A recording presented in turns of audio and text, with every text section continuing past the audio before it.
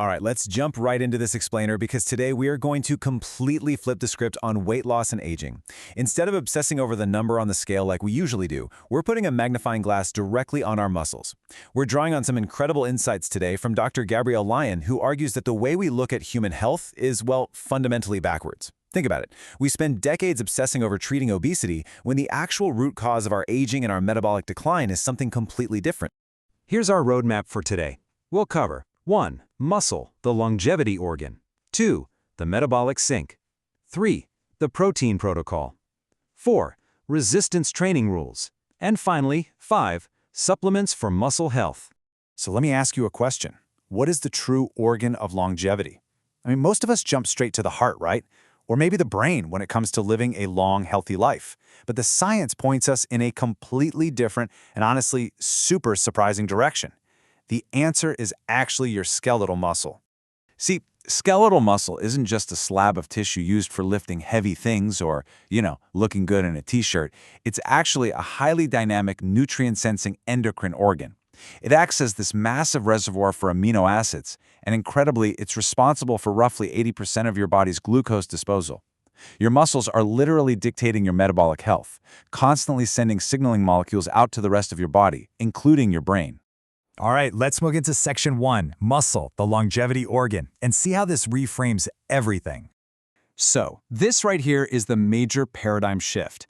The core issue for most adults isn't actually an excess of fat, but a dangerous deficiency in healthy muscle mass. There's this wild story from Dr. Lyon about a female patient who essentially did everything right. She exercised, ate a low-fat diet, yet her brain scans looked like early Alzheimer's, and her metabolism was just wrecked. Why? Because she had yo-yo dieted away all of her muscle. This dangerous lack of muscle is known as sarcopenia, and it's the hidden driver behind the chronic diseases we usually just blame on old age or obesity.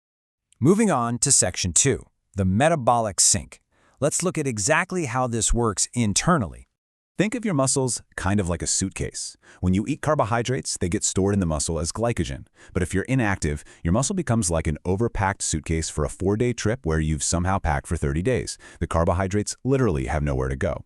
Because of this, the sugar stays in your bloodstream, leading directly to insulin resistance. And it gets worse. If you don't use the muscle, fat begins to infiltrate the tissue itself. So instead of a lean, efficient metabolic engine, unhealthy muscle looks like a marbled Wagyu steak, which sure is delicious on a dinner plate, but it is an absolute disaster inside your own body. The tissue becomes inefficient, inflamed, and just metabolically broken. Which brings us to section 3, the protein protocol, where we learn how to fix this. To heal that metabolic damage, we have to feed the organ properly. Looking at the data from Dr. Gabrielle Lyon's research, those outdated minimum guidelines we all grew up with, they fail us entirely. The standard diet gives you a tiny bit of protein at breakfast, like maybe from cereal and a splash of milk, and then backloads it all at dinner. But our muscles simply don't work that way. We need a higher protein approach, specifically a 40-30-30 caloric split where carbohydrates, protein, and fats are optimized. And the protein is evenly distributed so it can trigger muscle growth multiple times throughout the day. Now, what is absolutely staggering here is the sheer magnitude of the difference this makes. In a heavily monitored study, an isocaloric high-protein diet paired with light exercise yielded jaw-dropping results compared to a standard diet.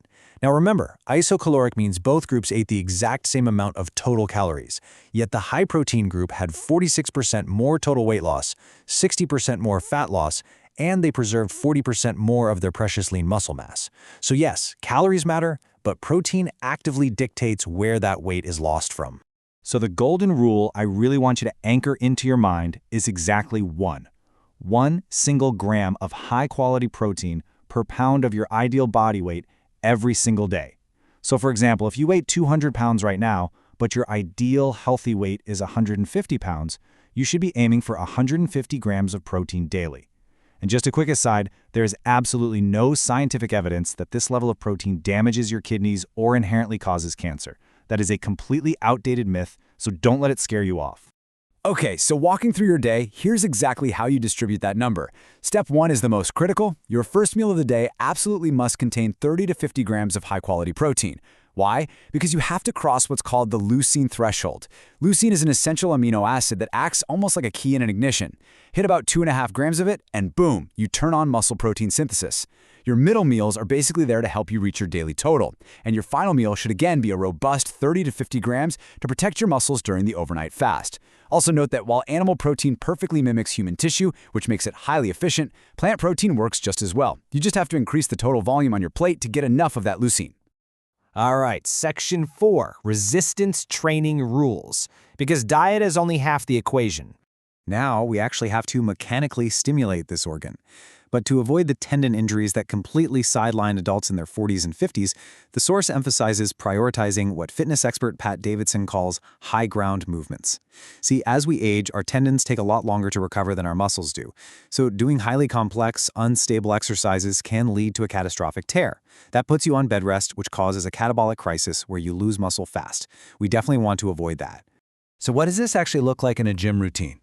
Well, the good news is you don't need to do complex, dangerous free weight lifts or crazy box jumps to be healthy. Safe, machine-based exercises with full back and body support, that high ground we just mentioned, are incredibly effective.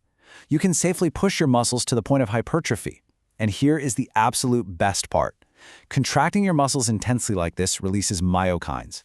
These are chemical messengers like BDNF that travel directly to your brain, actually improving neurogenesis and memory. Meaning, your leg day is quite literally a brain day. Okay, almost there. Section 5, supplements for muscle health. Once your diet and exercise are locked in, we can really optimize the machine. These three powerhouses round out the protocol perfectly. First, creatine monohydrate at 5 to 10 grams daily. Honestly, it's incredibly hard to get enough creatine from meat alone, and it's essential for both your muscle strength and your brain health. Next is urolithin A at 500 to 1,000 milligrams. This one is fascinating. It's a postbiotic that helps clean up dead cells and renew your mitochondria. Basically, it's upgrading your cell's power plants while strengthening the gut-muscle connection. Finally, omega-3 fatty acids at 2 to 4 grams a day to manage systemic inflammation and support muscle anabolism. Bringing it all together, just look at how beautifully these protocols overlap on a timeline. At 0 hours, you finish your workout and eat your protein. For the next 2 to 3 hours, your muscle protein synthesis is peaking. But the magic of that workout lasts so much longer. For the next 24 to 72 hours, the resistance training has literally pulled special receptors, called GLUT4 receptors, right to the surface of your muscle cells. This opens up a massive 72-hour window where your muscles act as a glucose-absorbing sponge, literally pulling sugar out of your blood without even needing insulin to do it. It's amazing. When you truly understand that your muscles dictate how gracefully you age, how well your brain functions, and how resilient your metabolism is, it changes everything. Being sedentary isn't just taking a break, it is an active disease state. The science on this is crystal clear now. So the only real question left for you is, exactly what are you going to put on your plate to hit that 30 to 50 gram threshold when you wake up tomorrow morning?